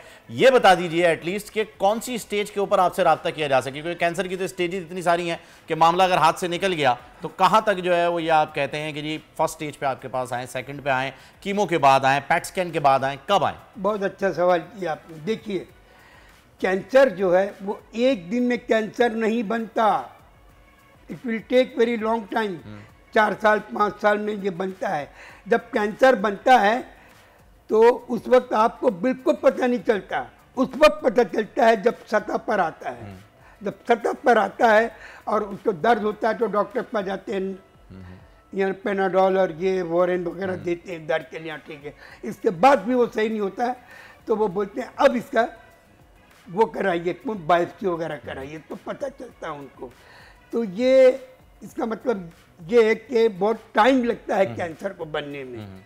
तो उसको उस स्टेज की बात नहीं कर रहा हूँ, किसी भी स्टेज पर आ जाए। डायग्नोज हो गया, डायग्नोज होने के बाद डॉक्टर बताते हैं जी 3rd स्टेज है, 4th है, लास्ट है। बायोप्सी के बाद बताते हैं, बायोप्सी के बाद। तो कौन सी स्टेज पर आपसे रब्ता किया? किसी भी स्टेज करें, मगर बायोप्सी ना कराएं, रेडिएशन ना कराएं, सर्जरी नहीं कराएं, केमोथेरापी ना कराएं और कोई किसी किस्म के रेज को पेनिट्रेट उनकी बॉडी में ना करें और आ जाए। कैंसर से आदमी नहीं मरता, ये नोट कर लीजिए, कभी कोई आदमी कैंसर के इलाज से इंसान मरता है, कैंसर से नहीं मरता। चलें जी, डॉक्टर साहब हमारे बड़ा साथ दावा रहिए। डॉक्टर साहब ने कर दिया। हाँ बिल्कुल, हमारे साथ रहिए, आपसे मजीद भी हम इस पर बात करेंगे। अभी बड़ी अफसोसनाक खबर है, हम पिछले 2 दिन से इसको डिस्कस भी कर रहे हैं, क्योंकि हम ये चाहते हैं कि इस मामले का जड़ से कोई हल निकलना चाहिए। रावलपिंडी का शहरी है जिसका नाम मसूद है, जिसने 6 महीने पहले नौकरी ख़त्म होने पर घर का किराया देने और बच्चों की फ़ीस देने के लिए सिर्फ 13,000 रुपये का ऑनलाइन कर्जा लिया, लेकिन 13,000 रुपये पर सूद बढ़ते बढ़ते 50,000 हो गया। ये शख्स इतना मजबूर था कि कर्ज अदा नहीं कर सका। ऑनलाइन फ्रॉड माफिया ने जहनी टॉर्चर किया, धमकियां दी, जिंदगी अजाब बना दी। नतीजा ये हुआ कि मसूद ने खुदकुशी कर ली। खुदकुशी की खबरें मीडिया पर आने के बाद DGFIA ने साइबर क्राइम विंग से रिपोर्ट तलब की है। वसूली के नाम पर हिरासा करने वालों को जल्द गिरफ्तार करने का हुक्म दिया है और साइबर क्राइम सर्कल रावलपिंडी का इस्लामाबाद के इलाके G8 में छापा मारकर लोन ऐप के दफातर को सील किया गया है। लैपटॉप कंप्यूटर्स कब्जे में लिए गए हैं। खुसूसी टीम खुदकुशी करने वाले शख्स के घर गई है। कॉल्स का डेटा इकट्ठा करके मजीद तफ्तीश इस वक्त जारी है और काश ये सब कुछ पहले कर लिया जाता तो ये नौबत ही ना आती कि ये शख्स खुदकुशी करता है। इसी पर बात करने के लिए इस वक्त हमें मजहबी स्कॉलर हैं मुफ्ती ज़ुबैर साहब फ़हीम, उन्होंने ज्वाइन जी बिल्कुल। अस्सलाम वालेकुम मुफ्ती साहब, सबसे पहले तो आपका बहुत शुक्रिया कि आपने वक्त निकाला। अच्छा मुफ्ती साहब, सलाम के साथ ही जो है वो एक सवाल भी आप ले लीजिएगा कि सूद पे अगर हम बात करें, इस्लामी जमहूरिया पाकिस्तान में हम एक तो सूद का कारोबार कर रहे हैं, खुलेआम कर रहे हैं और बड़े धड़ल्ले के साथ कर रहे हैं, जबकि कुरान पाक में भी इसका मना फरमाया गया है और बेतहाशा हदीसें मौजूद हैं। यहाँ तक कि खुली जंग अल्लाह और उसके रसूल के साथ है, ऐलान जंग है जो सूद का कारोबार कर रहा है। तो सबसे पहले तो इसकी इस्लाह फरमाइएगा हमारी कि इससे बचा कैसे जा सकता है। बिस्मिल्लाहिर्रहमानिर्रहीम, नहमदुहु व नुसल्ली अला रसूलिहिल करीम, अम्मा बाद। देखिए, सबसे पहली बात तो ये है कि ये जो रावलपिंडी के जवां साल मसूद की खुदकशी का जो वाक़या पेश आया, ये बहुत ही अफसोसनाक है और बहुत ही हौलनाक है। और ज़ाहिर है कि उस जवां साल आदमी के छोटे छोटे बच्चे, उनकी फैमिली और उसकी ब्लैकमेलिंग में उसका आकर के इतना बड़ा कदम उठाना, ये सब जब इंसान तसव्वुर करता है तो जिस्म पे लर्जा तारी हो जाता है। हर वो आदमी जिसके सीने के अंदर दिल है वो बहुत ही गम, बहुत सदमे की कैफियत के अंदर आ जाता है। इस सिलसिले में 2-3 बड़ी ज़रूरी बातें हैं। सबसे पहली बात तो वो जिसकी तरफ आपने इशारा किया कि कुरान करीम के अंदर, अहादीस तज्रिबा के अंदर सूद के लेन देन को हराम और सख्त तरीन, संगीन तरीन जुर्म करार दिया गया। और 279 आयत के अंदर अल्लाह रब्बुल इज़्ज़त ने यहाँ तक इरशाद फरमाया, फ़इल्लम तफ़अलू फ़अज़नू बिहर्बिम मिनल्लाहि व रसूली। कोई रियासत, कोई इज्तिमाई या इनफरादी तौर पर अगर तुम लोग सूद से बाज नहीं आते तो अल्लाह और उसके रसूल के साथ तुम्हारा ऐलान जंग है। कुरान में किसी और गुनाह पर ये लबो लहजा खुदाई तौर पर इख्तियार नहीं किया गया। यानी कुरान करीम के अंदर ज़ाहिर है ज़िना की ममानात है, कत्ल की ममानात है, शराब की ममानात है, कबीरा जराइम और गुनाहों की ममानात है, वईदें हैं, मगर सूद वाला मामला वाहिद मामला है कुरान करीम में जिसमें अल्लाह रब्बुल इज़्ज़त ने इतनी सख्त वईद बयान फरमाई कि अगर कोई शख्स ये काम करता है तो अल्लाह और उसके रसूल के साथ ऐलान जंग है। ज़रा सोचिए कि अगर कोई अल्लाह के खिलाफ मैदान जंग के अंदर तलवार लेकर नऊज़ु बिल्लाह आ जाए तो क्या कभी वो पनप सकता है? क्या कभी उसकी जीत का तस्वर हो सकता है? हरगिज नहीं हो सकता। जाहिर है कि वो हमेशा शिकस्त खाएगा। चुनाचे खुद 276 के अंदर सूरह बकरा में अल्लाह ने एक और बात फरमाई, यमहकुल्लाहु रिबा व युर्बि सदक़ात। अल्लाह ताला फरमाते हैं कि अल्लाह सूद को मिटा के रहेगा, मिटाएगा अल्लाह ताला। तुम्हें समझ में आए या नहीं आए? जो फैक्ट्री, जो मईशत, जो इकोनॉमी, जो दुकान, जो कारोबार, जो ऑर्गेनाइजेशन सूद पर मबनी, अल्लाह उसको मिटा के रहेगा। भैंसें वहां पर बंधेंगी, वो फैक्ट्री तबाह होगी, वहां पर आकर दिवालियापन आएगा, वहां के लोगों में फक्र फाका आएगा, जल्द या बदेर खुदा उसको मिटा कर रहेगा। अल्लाह ने सूरह बकरा 276 में इस बात का वादा फरमा लिया है। तो सबसे पहले तो ये बात ज़हन के अंदर रखनी चाहिए कि इतना संगीन तरीन जुर्म है जिससे हमको बचना चाहिए। दूसरी जो अहम तरीन बात मैं जिक्र करना चाहता हूँ, आज मजहबी जमातें, मैं, आप, सब के सब लोग ये बात तो कहते हैं, हुकूमत से बार बार डिमांड और मुतालबे करते हैं कि जनाब बैंकों से सूद को ख़त्म करो, बैंकों से सूद को ख़त्म करो। वफाकी शरई अदालत ने भी माशाअल्लाह फैसला दिया दिया, सुप्रीम कोर्ट के शरीयत अपील बेंच ने भी फैसला दिया था, फिर हमने डिमांड की, बाकायदा सेमिनार, कॉन्फ्रेंसें, मुतालबे, सब कुछ करने के बाद हमने हुकूमत को मजबूर किया कि जो हुकूमत अपील के अंदर गई हुई है, नेशनल बैंक वगैरह, वो अपीलें भी वापस लो, वो भी हो गया। लेकिन सवाल ये पैदा होता है कि ये जो इंटीरियर के इलाकों में, ये जो हमारे देहाती इलाकों में, ये जो हमारे मुजाफाती इलाकों में, इवन के शहरों के अंदर भी ये जो ऑनलाइन एप्लीकेशंस हैं और ये जो मुख्तलिफ फ्रॉड किस्म की एप्स है, और जहां पर 13,000 का कर्जा लाखों तक जाकर के 3-3 हफ्तों के अंदर पहुंचता है, फिर वो ब्लैकमेलिंग करते हैं, फिर वो कॉल्स करते हैं, फिर वो धमकाते हैं, यहां तक कि कोई आदमी इस जैसा कदम उठाता है, हुकूमत इनके खिलाफ सख्त एक्शन क्यों नहीं लेती,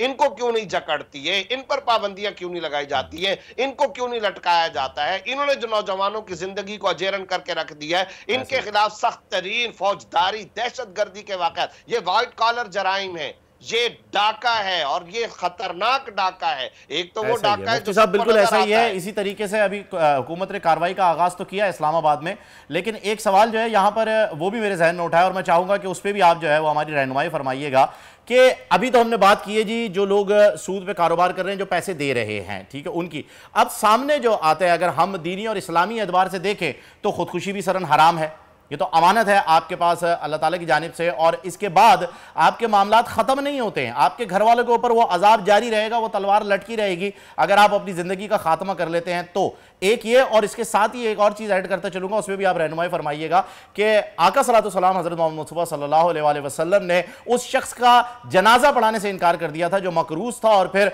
उसका कर्जा, क्योंकि आप रूहानी वालिद हैं कौम के, तो आपने अपनी जेब से जो है वो उसका कर्जा अदा किया और फिर जनाजा पढ़ाया था। इन दोनों पर मैं चाहूंगा रहनुमाई फरमाएं। अच्छा, मैं मुफ्ती साहब थोड़ा सा मैं बड़ी माजरत के साथ आपको रोकूंगी, वहीं में एक ब्रेक ले लेते हैं, ब्रेक के बाद इस बात का जवाब ले लेते हैं। बड़े अहम सवाल आपने किए। डॉक्टर नसाका हमारे साथ मौजूद थे, आपका मैं शुक्रिया अदा करूंगी, बहुत शुक्रिया आपकी आमद का। मुफ्ती मोहम्मद ज़ुबैर साहब हमारे साथ ही हैं, और अब एक ब्रेक लेते हैं, ब्रेक के बाद फिर से आपकी खिदमत में हाजिर होते हैं। Stay with us. आजकल जिंदगी ही सुबह आउट ऑफ कंट्रोल है, दुनिया बोल है, तेरी दुनिया बोल है। Welcome back. और मुफ्ती मोहम्मद ज़ुबैर साहब मजहबी स्कॉलर इस वक्त हमारे साथ हैं, और फ़हीम आपने उनसे सवाल किया था। जी बिल्कुल मुफ्ती साहब, मेरा सवाल यही था कि खुदकुशी अगर कोई कर रहा है तो वो तो हमारे दीन में हराम है, और फिर इसके साथ साथ वो मकरूज़ भी मर रहा है, तो इस पे जो है वो कौम की और हमारी जो है वो आप रहनुमाई फरमाएं। देखिए, इसमें तो कोई शुबे की गुंजाइश नहीं कि खुदकशी करना कबीरा गुनाह है, हराम है और सख्त तरीन संगीन तरीन शरई जुर्म है। और आपने ब्रेक से पहले ये बात भी बहुत अहम की थी कि बहैसियत मुसलमान हमारा मौक़िफ़ अक़ीदा और नज़रिया ये है, खुदकशी करने से और अपनी जान का खात्मा, ज़िंदगी का ज़ाहिरी खात्मा कर लेने से उस बंदे के, इवन के उसके घर वालों और फैमिली के मसाइल ख़त्म नहीं होते, बल्कि असल मसाइल तो फिर जाकर तब शुरू होते हैं। खुद जो बंदा ये कदम उठा चुका और जो ये काम कर चुका, हम बहैसियत मुसलमान बाकायदा कुरान और हदीस की रोशनी में वाज़ेह तौर पर यह अक़ीदा रखते हैं कि उसने ऐसा संगीन तरीन जुर्म किया है कि जिसके ऊपर सख्त तरीन वईदें हैं। हदीस मुस्लिम के अंदर आता है कि वो जिस आले से अपने आप को मारेगा तो वो क़यामत तक अपने आप को बार बार उसी से मारता रहेगा। हराम है, नाजायज़ है, और हत्ता के जहर से अगर उसने अपनी जिंदगी का खात्मा किया तो वो बार बार अपने नफ्स और अपनी जान का जहर से खात्मा करता रहेगा। किसी ने अपने आप को लोहे से मारा तो उसी तरीके से बार बार वो अपने आप को जीता और मरता रहेगा। लेकिन यहाँ एक दो बातें और भी जहन के अंदर रखनी चाहिए। आपने ये बात भी सही की कि ऐसे आदमी की खुदकशी करने वाले की नमाज जनाजा पढ़ाने से भी इनकार कर दिया गया। मगर मैं यहाँ दो बातें कहना चाहता हूँ। ये जो हम बात कर रहे हैं ना कि खुदकशी हराम है, नाजायज है, गलत है, ये हम दूसरे सारे नौजवानों और तमाम इंसानों, तमाम मुसलमानों को बचाने के लिए कह रहे हैं कि कोई भी इस तरह का कदम उठाए। लेकिन जो आदमी ये कदम उठा चुका, यकीनन जाहिरी तौर पर उसने फेल हराम किया, नाजायज और संगीन जुर्म किया, मगर हमें उसके बारे में हुस्न ज़न ये रखना चाहिए कि वो शायद आखिरी मरहले में ज़हनी तौर पर माजूरी की उस कैफियत में चला गया था कि शायद अल्लाह रब्बुल इज़्ज़त इंशाअल्लाह उसके साथ रहम का मामला करेंगे और वो हमारी दुआओं का ज्यादा मुस्तहिक है। हम दुआ करते हैं कि अल्लाह ताला उसकी बख्शिश फरमाए। आखिर था तो हमारा प्यारा कलमा गो मुसलमान भाई, और जब वो ज़ाहिर मुसलमान भाई है तो हम उसके लिए दुआ भी करेंगे, इसाले सवाब भी करेंगे, और हम उसके इस फेल को बुरा समझेंगे मगर उस बंदे से नफरत नहीं करेंगे। एक तो ये बात बड़ी जरूरी है, और हुस्न ज़न भी रखेंगे। शायद आखिरी कैफियत में वो जहनी माजूरी की उस स्टेज पर चला गया था जिसकी वजह से वो कर लिया, और उसकी वजह से इंशाअल्लाह अल्लाह ताला उसके साथ इस तरह सख्ती का मुआखजा नहीं फरमाएंगे। ये हमें अपने तौर पर गुमान रखना चाहिए। अलबत्ता कौम को बचाना चाहिए, दूसरे इंसानों को बचाना चाहिए। हर मुसलमान को अपने दिल दिमाग में रचा बसा लेना चाहिए कि जितना कुछ भी हो जाए इस तरह का कदम कभी भी नहीं उठाना चाहिए। और मुफ्ती साहब, मेरा आपसे ये सवाल है, अभी आपने जहनी माजूरी की इस कैफियत की जो बात की है, बेशतर ऐसे हमारे नौजवान हैं जो कि इस मायूसी का, इस जहनी कैफियत का शिकार हो जाते हैं अपने हालात से तंग आके। मैं चाहूंगी कि कुछ आप उनकी रहनुमाई फरमाइए, और फिर जो हमारे इर्द गिर्द वाले हैं उनकी क्या जिम्मेदारी बनती है बहैसियत मुसलमान? ये बहुत अहम सवाल है, और मैं समझता हूँ आज के प्रोग्राम का अहम तरीन सवाल ये है कि जो आदमी खुदकशी के इस कदम तक पहुंचता है वो एकदम खुशबाश घूम रहा हो और उसने खुदकशी कर ली हो, ऐसा कभी भी नहीं होता, बल्कि वो काफी अरसे तक इंतहाई टेंशन की कैफियत के अंदर रहता है, और वो एक ऐसी जहनी परेशानी की कैफियत में जिसको आस पास वाले वाज़े तौर पर महसूस कर लेते हैं। ऐसी सूरत में दूसरे मुसलमानों, कम्युनिटी, आइज़ा अकरीबा, घर वाले, पड़ोसी, फैमिली, दोस्त अहबाब या जिन जिन के साथ ताल्लुक रहा, उनकी इंतहाई सख्त तरीन बुनियादी कलीदी जिम्मेदारी बनती है कि उस आदमी को डिप्रेशन से भी निकालें, उसकी मुश्किल को खत्म करने और हल करने की तरफ कोशिश भी करें। देखें, अब यही मसूद जो जवान साल कलमा गो हमारे मुसलमान भाई ये कदम उठाकर दुनिया से चले गए, अगर आप इनकी रकम का जायजा भी ले लें तो कोई इतनी बड़ी रकम नहीं बनती है। यकीनन वो जो फ्रॉड एप्स और एप्लीकेशन वाले,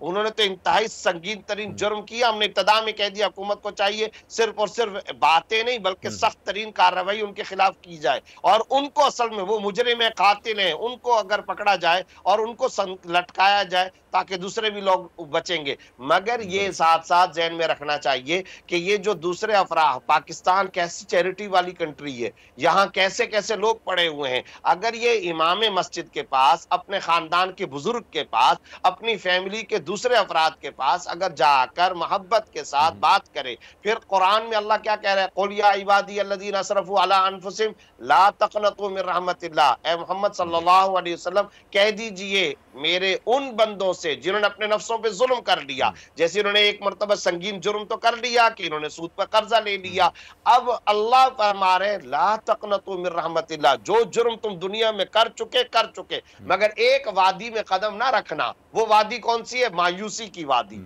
इससे ज्यादा बड़ा जुर्म कोई नहीं हो सकता। हर जुर्म का रिप्लेसमेंट उसका तौबा इस्तगफार का दरवाजा खुला हुआ है। जब दरवाजा खुला हुआ है तो मायूस क्यों होते हो? मुसलमान मायूसी कुफ्र है, मुफ्ती साहब मायूसी कुफ्र है, हमें मायूसी जो है उससे निजात हासिल करनी चाहिए। बहुत बहुत शुक्रिया मुफ्ती साहब, आपने अपना वक्त दिया और कौम की इस्लाह फरमाई। और वाकई सैरिश, जहाँ पर बात हम कर रहे थे, मेरा सवाल भी ये उन्हीं लोगों के लिए था कि खुदकुशी कितना बड़ा गुनाह है।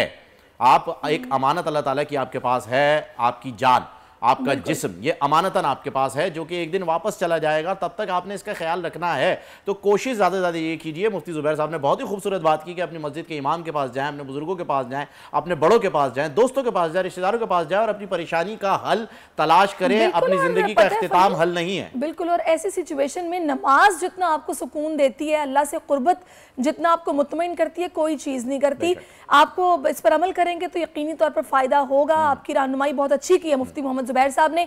आगे बढ़ते हैं और अब आपकी मुलाकात करवाते हैं खातून पुलिस ऑफिसर सैयदा शेर बानो से, जो पंजाब पुलिस में ASI के ओहदे पर काम कर रही हैं, और उनकी कोशिशों से सुराग रसा कुत्तों को मारने के खिलाफ जो पुलिस कवानीन है उनमें तब्दीली मुमकिन हुई है। इससे पहले 8 साल तक जो सुराग रसा कुत्ते, खोजी कुत्ते रिटायर हो जाते थे, उनको जहरीले इंजेक्शन लगाकर मार दिया जाता था। अब इन डॉग्स को लोग अडॉप्ट कर रहे हैं और अब तक 3 ऐसे डॉग्स हैं जो कि अडॉप्ट हो चुके हैं। तो इस वक्त सैयदा फ़हीम शेरबानो हमारे साथ मौजूद है, जो कि ASP भी हैं। अस्सलाम वालेकुम ASP साहिबा। Walaikum assalam ji, thank you for having me. I'd like to correct you a little bit here. I'm not serving as an ASI. I'm I've been inducted in the police service of Pakistan as an ASP. जी जी जी जी माजरत चाहेंगे। अच्छा मैं ये जानना चाहूँगा कि अभी तक जो ये 3 कुत्ते जो हैं वो आपने सेव किए हैं, मैं सबसे पहले इससे पहले ये जानना चाहूँगा कि ये इनकी ब्रीड क्या होती है, पहले तो ये बताइएगा, और इन्हें मार क्यों दिया जाता था जब एडॉप्शन का ऑप्शन मौजूद है? अच्छा, इनकी ब्रीड जो होती है वो लैब्राडोर्स होते हैं ज़्यादातर, because they're submissive in nature and they're easier to train. As far as euthanasia का ताल्लुक है या फिर इंजेक्शन लगाने का ताल्लुक है, तो इनको बेसिकली पहले अडॉप्शन का ऑप्शन था ही नहीं, तो they had to dispose it of, and considering कि गवर्नमेंट प्रॉपर्टी है तो euthanasia was a widely practised tradition throughout the world, तो इसको ही फॉलो किया जाता था फिर। अच्छा, मुझे यहाँ पर शेरबानो साहिबा आपसे ये पूछना है कि ख्याल आपको कैसे आया? यकीनी तौर पर इस ओहदे पर पहले भी कई लोग काम कर रहे थे और हमारे पास तो बहुत सारे जो पेट लवर्स हैं मौजूद हैं, कुत्तों से लोग इतना प्यार करते हैं, उन्हें पालते हैं, तो ये ख्याल किसी को पहले क्यों नहीं आया और आपको कैसे आया? बेसिकली हुआ ये था कि PSL के दौरान I had the chance of interacting with the dogs a lot, तो उधर मुझे हैंडलर ने बताया कि 8 साल के बाद इनको ना यूथनाइज कर दिया जाता है, तो मेरे लिए बात समझना काफ़ी मुश्किल था, लेकिन अल्लाह का शुक्र है ये this idea floated, this stayed with me, we have got an upper command जो काफ़ी पॉजिटिव है, तो हम लोगों ने उन्हें लिखा, हमने कहा कि सर इसके बारे में कुछ करना चाहिए, तो एक्सेप्टेबिलिटी और रिसेप्टेबिलिटी फ़ौरन आ गई। IG साहब वाज लाइक कि ठीक है वी कैन बैन यूथनेशिया, हम स्टैंडिंग ऑर्डर पास कर देते, not just for the dogs but for the horses as well. जो पुलिस के घोड़े हैं उनको भी अब यूथनाइज नहीं किया जाएगा, उनके लिए भी जो रिटायरमेंट का ऑप्शन है फॉर लाइफ वो अवेलेबल होगा। ज़बरदस्त। अच्छा शेरबानो साहिबा, मुझे ये बताइएगा कि अब ये डॉग्स जो हैं वो अडॉप्शन पे जा रहे हैं 8 साल के बाद। 8 साल तक जो है, वैसे तो लैब्राडोर जो है वो सबसे फ्रेंडली ब्रीड मानी जाती है और मोस्टली इसमें लैब्स ही हैं, तो 8 साल के बाद जब ये किसी और के पास जाएंगे तो एज अ गार्ड डॉग जा रहे हैं या फिर एज अ पेट डॉग्स जो है वो इन्हें, क्योंकि लोग अपने बच्चों को लेकर के बहुत ज़्यादा खौफजदा होते हैं, स्पेशली जब बात आती है कुत्तों की। अच्छा, 2 ऐसी ब्रीड्स हैं जो इंडोर पेट्स के तौर पे हुआ bigger in size, which are bigger in size, लेकिन आप इंडोर पेट्स के तौर पे रख सकते हैं, जिसमें सबसे पहली गोल्डन रिट्रीवर है और सेकंड जो है वो लैब्राडोर्स हैं। लैब्राडोर्स को हम लोग स्पेशल ब्रांच के अंदर, देयर 60 राइट नाउ, 60 डॉग्स हैं पंजाब पुलिस की स्पेशल ब्रांच के पास, उसमें से 8 जो हैं वो रिटायर अब हो चुके हैं। 3 हमने पहली रिटायरमेंट सेरेमनी में भेजे, थर्सडे को इसी हफ्ते दूसरी रिटायरमेंट सेरेमनी हुई है। उसके अंदर जो फैमिलीज अडॉप्ट करने आती हैं उनका इंटरव्यू किया जाता है, इंटरव्यू के बाद उनके साथ एक एग्रीमेंट साइन किया जाता है, उसके अंदर 2-3 पोस्टुलेट्स हैं, उसमें उनसे लिखवाया गया है, देव साइंड इट, कि वो किसी बिजनेस पर्पसेस के लिए यूज़ नहीं करेंगे इसे, किसी कमर्शियल एक्टिविटी के लिए यूज़ नहीं करेंगे और ब्रीडिंग नहीं करवाएंगे डॉग से, डॉग की रिटायर्ड लाइफ में उसका ख्याल रखेंगे। इन कंसिडरिंग लैब्राडोर्स वैसे ही बहुत फ्रेंडली हैं एंड सबमिसिव हैं, तो इनको चांसेस कि वो किसी को हार्म करें वो बहुत कम होता है। सही। अच्छा, मैं चाहूँगी शेरबानो साहिबा अपना एक्सपीरियंस आप शेयर करें बतौर ASP, कैसे आप काम कर रही हैं और अपनी फील्ड में आपको कैसा महसूस हो रहा है, और आपने अपने लिए बतौर खातून, आमतौर पर इस पर तनकीद भी होती है कि पुलिस में जाएगी, सारे मर्द होते हैं, मर्द ही ज़्यादातर काम करते हैं, इंटरेक्शन भी मर्दों से ज़्यादा होता है, कैसा एक्सपीरियंस है आपका? अच्छा, मेरे से ये सवाल इंटरव्यू में भी पूछा गया था, because police service of Pakistan मेरी फ़र्स्ट प्रेफरेंस थी, उधर भी मैंने यही जवाब दिया था कि जो जेंडर होता है at the end of the day वो सोशल कंस्ट्रक्ट है, सोसाइटी के कुछ रूल्स और रेगुलेशंस के ऊपर बेस्ड है और उसके स्टेरियोटाइप्स उसको रीइंफोर्स कर देते हैं।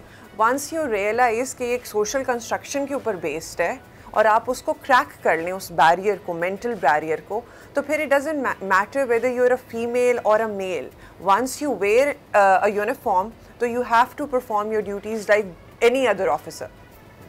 ज़बरदस्त। कैसा, मतलब आपने अपने एक्सपीरियंस में तो शेयर, मैंने आपसे कहा था कीजिए कि कैसा लग रहा है अपनी फील्ड में एक्सपीरियंस? अच्छा, इससे पहले आई क्लियर्ड CSS इन 2019, तो मेरी 2 पोस्टिंग्स अभी तक हुई हैं। पहली जो थी वो सदर फैसलाबाद में थी, कम्प्लीटली रूरल, उधर जो एक्सपीरियंस था वो डिफरेंट था। As ASP Gulberg experience different in an urban setting. Overall it has been a lovely experience. जहाँ तक रूरल सेटिंग का ताल्लुक है तो उधर आपको हार्श रियलिटीज़ ऑफ लाइफ पता चलती हैं, जो कि आप एक सर्टन इकोनॉमिक स्ट्रैटा से जब हम नीचे जाते हैं तो वो कैसी प्रॉब्लम्स फेस कर रहे हैं। तो जो एक्सपीरियंस है वो आई ओपनिंग है as far as this job is concerned. Every day is a new day. Okay, ज़बरदस्त। अच्छा शेरवाना साहिबा, ये बताइएगा कि जो आपने भी ये एक्ट किया है, जो कुत्तों को आपने बचाया है और रिटायरमेंट वाले, are you a pet lover? क्योंकि इससे तो पता चल गया है कि you are a pet lover, लेकिन पूछने का मकसद ये था कि आपके पास भी कोई कुत्ता है पालतू? अच्छा, ये basically one has to be a human to think like this. Being human is enough in my opinion, but I do have a dog and I have got 2 cats. यानी कि आपको भी मोहब्बत है, और जिनको मोहब्बत है तो बहुत टची होते हैं वो अपने पेट्स को लेके और इसी तरह सोचते हैं. मुझे तो पूरा यकीन था कि इनके पास यकीनन कोई ना कोई पेट होगा. अच्छा, जो लड़कियां इस फील्ड को ज्वाइन करना चाहती हैं, एज ए एएसपी काम करना चाहती हैं, आप उनको क्या सजेशन देंगी, क्या बताएंगी आप उनको? मैं उन्हें यही कहूँगी कि there are 2 things that you should have in your life, जो कि बहुत नेगेटिव लाइट में देखी जाती हैं लेकिन है असल में बहुत पॉजिटिव. एक 2 अल्फाज हैं, एक पहला लफ्ज़ है जिसे हम कहते हैं उसके फलाने में अना बहुत ज़्यादा है, उर्दू में इस्तेमाल करें, उसको बाद में अंग्रेज़ी में आते हैं. दूसरा है कि इसमें ज़िद बहुत ज़्यादा है. तो इंग्लिश में जब हम इन दोनों अल्फाजों को देखते हैं तो इनका पॉजिटिव मीनिंग है. एक जो है ईगो या सेल्फ रिस्पेक्ट आपको बहुत ज़्यादा बुरे कामों से रोकती है और बचाती है. दूसरा जो ज़िद है उसको आप रेजिलियंस और टेनासिटी कह सकते हैं, जो कि आपकी लाइफ के गोल्स के अंदर और इरादों को मजबूत करने में बहुत मदद करती है. तो टेनासिटी रखें और सेल्फ रिस्पेक्ट और ईगो जो है उसके साथ अटैच रहें and just focus on what you want to achieve in life, and inshallah you will be able to and come in this field because कोई discrimination as such नहीं है, आपको बाहर से ज़रूर लगती होगी. सही. अच्छा, मैं ये चाहूँगी थोड़ा सा अगर आप शेरबानो ये बताइएगा आप किस पर राय क्या, क्योंकि जो माशाल्लाह जिन्होंने CSS किया हो वो काफ़ी उनकी पढ़ाई और रिसर्च और वो बड़ा ब्रॉड पर्सपेक्टिव रखते हैं चीज़ों को लेकर. तो कुत्तों को लेकर या पेट्स को लेकर पाकिस्तान में जो सिस्टम है उसको आप किस तरह देखती हैं? बाहर के ममालिक में बहुत ज़्यादा ख्याल रखा जाता है, उनके लिए बाकायदा हॉस्पिटल्स हैं, प्रॉपर डॉक्टर्स मौजूद हैं, यहाँ पर भी हैं लेकिन बहुत कम. और दूसरा रूल्स हैं, कानून बने हुए हैं कि हमें ख्याल रखना पड़ता है वहाँ जाकर उन लोगों के लिए भी. तो यहाँ पर ऐसा क्यों नहीं और होना क्या चाहिए? इधर एक्चुअली है आहिस्ता आहिस्ता अवेयरनेस जो है वो इंक्रीज़ हो रही है because of the presence of social media channels like yours. You are spreading positive news as far as animal rights are concerned. तो अवेयरनेस तो उधर है. जहाँ तक receptibility towards being kind towards the animals is, तो हमेशा कहीं ना कहीं सोसाइटी के अंदर नेगेटिव वर्जन या नेगेटिव एलिमेंट्स होते हैं, वो बाहर भी हैं, तभी उनको ज़रूरत पड़ती है एनिमल राइट्स ऑर्गेनाइजेशंस की, मार्चेस की, रूल्स एंड रेगुलेशंस की. अगर कम्प्लीटली पॉजिटिव और रोज़ी पिक्चर होती तो उधर भी स्ट्रिंजेंट रूल्स या रेगुलेशंस ना होते. इधर जो इशू आ रहा है वो बेसिकली इम्प्लीमेंटेशन का है एंड डायलॉग का है. People do not talk about the fact that animals are being abused. उसके अंदर बहुत सारी ऑर्गेनाइजेशंस अच्छी हैं जो आई हैं जिसमें कम्युनिटी डेवलपमेंट हुई है, जिस तरह ACF is working in Karachi, JFK justice फकीकी जिनके साथ हमने अपना MOU साइन किया है, that is working in Lahore. तो ऐसी ऑर्गेनाइजेशंस भी प्रेजेंट हैं. उसके बाद हम लोगों ने भी ये इनिशिएटिव इंशाल्लाह इन अ वीक और 2 ये लेना है कि जो टुलिंटन मार्केट है, शादमान के जो पुलिस स्टेशन उसके इलाके में आती है, we are thinking of establishing a police animal rescue centre. उसके अंदर ये होगा कि 3 उसके काम होंगे. वो पेट्स जो लोग छोड़ के स्ट्रीट्स पे चले जाते हैं जब उसका ख्याल नहीं रख सकते इन ओल्ड एज, वो यहाँ आके हमें दे दें, हम उनकी अडॉप्शन करवा देंगे.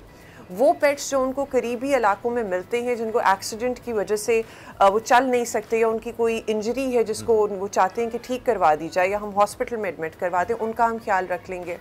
तीसरा, जो टुलिंटन मार्केट के इर्द गिर्द एनिमल अब्यूज़ हो रही है उसके ऊपर हम लोग चेक एंड बैलेंस रख लेंगे.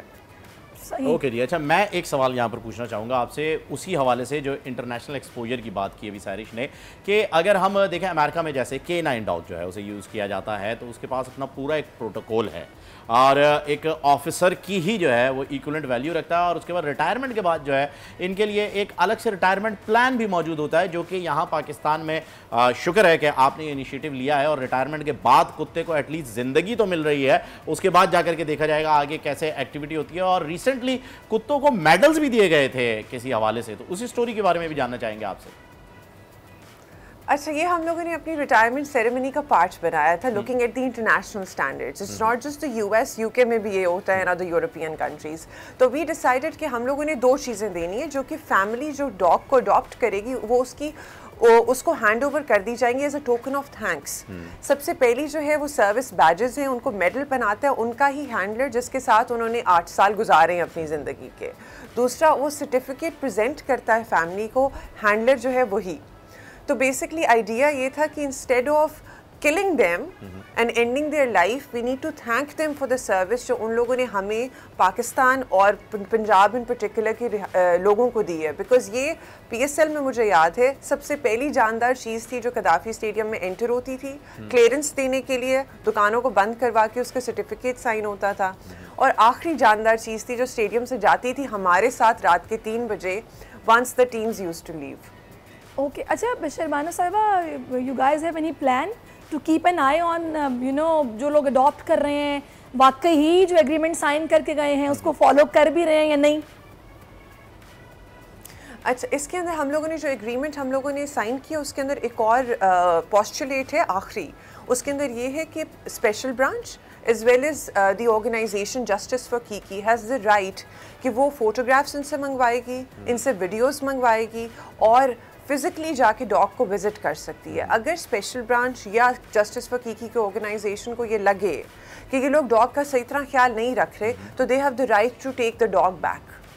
Okay, thank you so much ASP साहिबा, शहरबानो साहिबा, आपने अपना वक्त दिया। और बहुत ही अच्छी बात यह है कि जो डॉग्स के लिए ये एक फैसिलिटी आपने इंट्रोड्यूस करवाई है उसके लिए हम भी आपके मशहूर हैं, क्योंकि एक जानदार की कदर जो है वो किसी जानदार को ही होती है और बहैसियत इंसान हमें हर जानदार की फ़िक्र करना बहुत ज़रूरी है। सैरिश बिल्कुल, और बहुत सारे ऐसे लोग हैं जो कि स्ट्रे डॉग्स को शान होते हैं कि इनके साथ ये सलूक क्यों किया जा रहा है, तो ये कहीं ना कहीं एक मेंटल डिस्टर्बेंस की भी वजह होती है। तो ऐसे कवानीन का बनना और इन जानवरों के तहफ़्फ़ुज़ के लिए ऐसी चीज़ों का, ऐसे इनिशिएटिव्स का लिया जाना बहुत ज़रूरी भी है। और आज का जो है वो सैरिश हमें बताया जा रहा है कि हमारा वक्त भी जो है वो मुकम्मल हो गया है, तो मेरे ख्याल में नाजरीन से अब हम अगले हफ्ते ही मुलाकात करेंगे।